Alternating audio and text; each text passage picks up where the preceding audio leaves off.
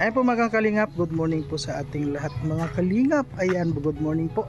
Araw na naman po ngayon ng Lunes ano. So ngayon po, umpisa na naman tayo na maghanap po ng ating mga matutulungan. At sa ngayon nga po ano, nandito tayo sa bahay po ni Dodong Ruel. At kukunin po natin yung notebook. Marami po tayo ngayon mga kalingap na pupuntahan. At sa ngayon po ay hahanapin ko rin po ngayon si Rona ano, dahil yun po ang uunahin namin ni Dodong Ruel na puntahan.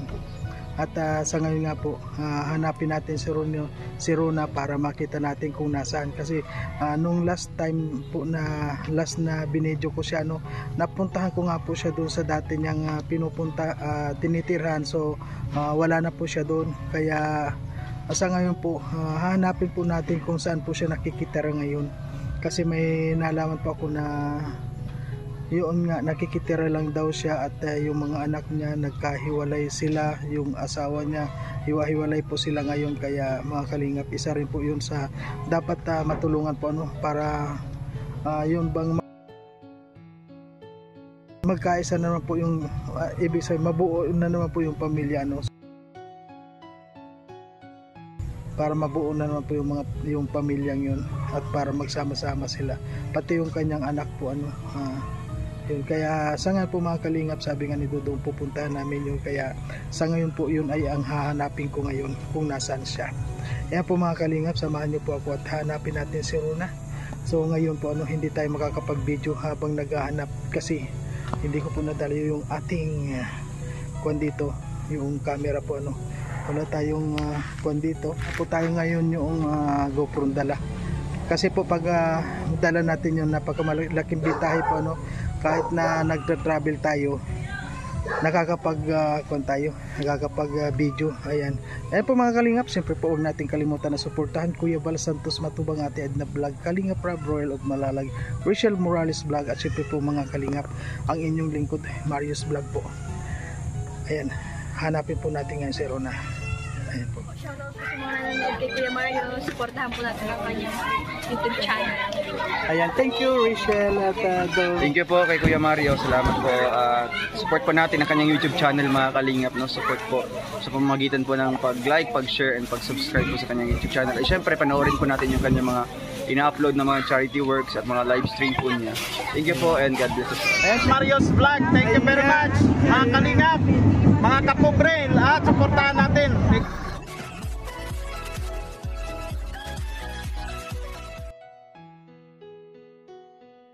Ayan po mga kalingap, sa ngayon po nakita natin si Rona dito na nag-iisa dito po sa anak mo. Nasaan yung anak mo? Nasa tatay niya po. Ihiwalay kayo ngayon. Okay. Kasi po, at sa ngayon po mga kalingap ano, ang mahalaga po nakita na natin ngayon si Rona.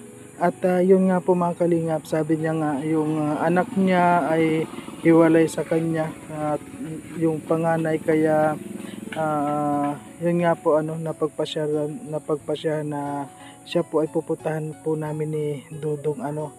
At hindi ko muna sa kanya sasabihin na pupuntahan namin siya.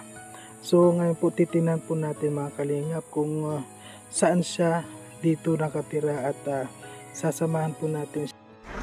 Ayun po mga kalingap, sa ngayon po ano, nakita na po natin si Rona. At yun po medyo maulan ano, kaya hindi ko nakunan sa labas. Ngayon po nandito po na tayo sa loob, at ayan po si Rona oh. Ayan na siya. At saka yung si nanay niya po nandito na rin. Ayan. Hello po Nay, kumusta po? Hello Rona, ano, kumusta ka na? Matagal ka na dito? 2 linggo na po. 2 linggo ka na dito sa pistong to? Sa ngayon na Rona, ano yung mga ginagawa mo sa ngayon? Hindi po ako makapagtrabaho. Gawa nga po na nagdadalang tao po ako. Saka po yung anak ko din po, wala pong magbaban po. Kaya kahit pa dito po muna ako sa kapatid ko. Ano muna. Parang pakiramdam ko, pabigat muna kami dito sa kanya. So ngayon nasaan yung kapatid mo? Nasa trabaho po, pumasok na po siya. Ayun. Yung nasa akin lang po ay yung bunso ko. Ayan. Ito po mga kalingap, ito po yung pinagtutuluyan ni Ron. Yun nga po nakisilong muna po siya dito kasi nga wala siyang ibang mapuntahan. At yung isa mong anak nasa Nandun po sa ama niya po. Kasi po, gusto po nung ama niya na doon din po sana ako kasi po ay hindi ko naman po matyaga doon. Ang gawa po na parang ano po ako doon ay natutrauma na po ako pag napunta po ako doon.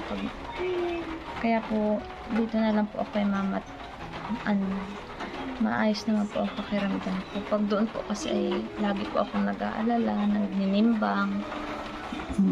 Kaya po minsan lang po ako doon pumunta. Iniibig mo sabihin yung sabyanan mo? Doon po sa mga hipag. Sa mga hipag mo. Kaya naninimbang po ako eh. Kaya po pag napunta lang po ako doon, nabisita lang po doon ako sa anak ko, maglalaba, maglilinis dun sa hiniigaan namin, tapos kinahaponan po, maalis na din po ako. Dala-dala ko po yung isang bata.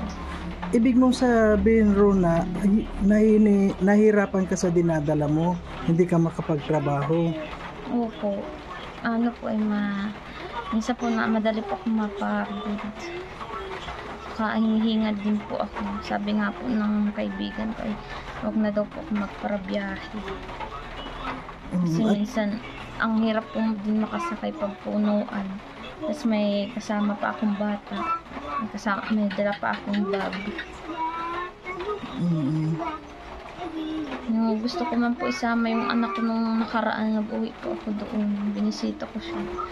Nag-iiyak po siya. Gusto niya pong sumama. Di ko man po siya maisama. At nag-uulan din po noon. Malakas po yung ulan. Sabi pa lang ako nung umuwi kasi baka maabutan pa ako ng asawa ko. Di ako papayagan.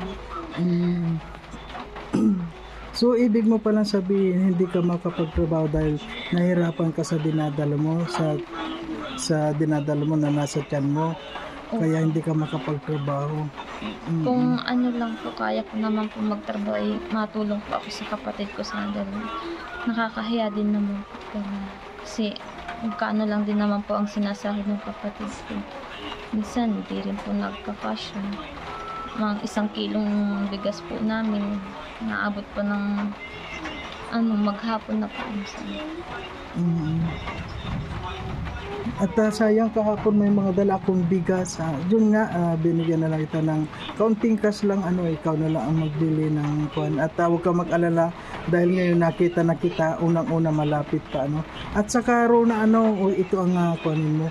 Huwag ka masyado mag-iisip dahil baka maapektuhan pati yung nasa sinapupunan mo. Kuwan ka lang, normal ka lang. At palagi kang magdadasal sa taas kay Lord. Sana bigyan ka ng lakas ng loob, ang lakas ng pangangatawan. Sana wala naman makuha sa anak mo sa sinapupunan mo.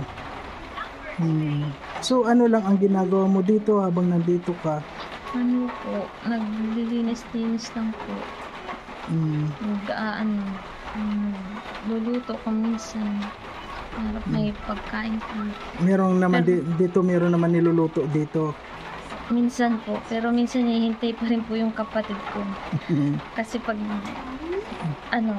madating na siya, wala pa kaming bigas. Hihintay pa namin siya. Minsan sabi niya, nagugutom na daw siya. Ay ko wala, 1 kilo lang naman. Wala kaming pera ni mama pambiling bigas. Dagdagan ko nga pala yung binigay ko.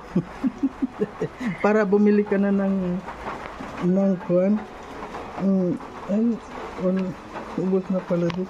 Dagdagan ko na lang yung binigay ko para bumili ka na ng bigas para pagdating naman ng kapatid ko. Ay, pangsaing na po kami.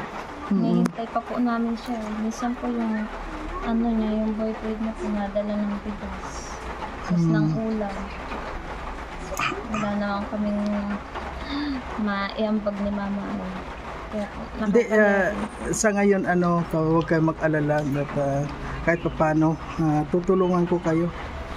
Pero yun ay sabot ng aking makakaya. Kasi kung makita mo yung ayan nga po mga kalingap, sa kalagayan po ni Rona, napakahirap din po ng kanyang kalagayan. Lalo na nga po nang sinabi niya na hindi naman siya makapagtrabaho dahilan nga sa kanyang pagdadalang tao, po. Kaya napakahirap din ng kanyang kalagayan na nakikiisa siya dito sa kanyang kapatid na meron din na pamilya. Kaya halos nga raw pagkain, wala silang maisaing, kaya napakahirap din po ang kanyang kalagayan. Mabuti po kung nakakapagtrabaho siya, wala sanang problema. Kaya yan na lang po, kunin na lang natin, unawain na lang po natin yung kanyang kalagayan sa ngayon. Kaya nga po ang dalangin ko rin sa kanya, sana po matulungan din natin na kahit na papano mabigyan ng kahit maliit po na bahay, yung talagang sarili na nila. At yun nga po, para mabuo na rin po yung kanyang pamilya. Sa lahat ng mga tumutulong at sa mga viewers natin, yung mga organic dyan na hindi nawawala sa bawat upload natin, ay nandyan silang lahat. Marami pong salamat sa inyo. At ikaw, Rona, ano yung masasabi mo? Ngayon nakita na kita. Yun nga, sabi ko, bakit? Ayun, may tanong nga pala ako. Ayun ba doon sa pinanggalingan mo doon, pinaalis ka, sinabihan ka na umalis ka na talaga? Ano yung... Ang sabi po sa amin ay maglipat na daw po kami. Kasi may makakasama na naman daw po siya. Wala naman po kaming magagawa dun. Kasi yung may-ari na po talaga nagsabi na lipat na po kami. Kaya nung time na yun talagang umalis ka na rin. Nahihiya na din po kami.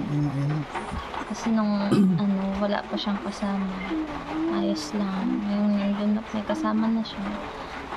Panatag na din po kami, din na po siya nag-iisa doon. Kaya sabi niya na may nag-uupa yung kapatid ko, maglipat na. Ayan, kaya sa lahat ng mga nanonood sa aking ginagawang mga video, maraming pong salamat sa inyong mga suporta. At tulad nga po nito ni Rona, kailangan po natin na tulungan siya. Sama-sama po tayong lahat mga kalingap. Kaya sa lahat ng mga gustong tumulong, welcome po kayo dito sa ating mga ginagawang pagtulong. Lalo na po sa ganitong sitwasyon po ni Rona. Unang-una po ay nagdadalang tao siya. Kaya po sa ngayon binigyan na muna po natin siya ng pambili ng bigas. At yun lang po ang ating matutulong sa kanya.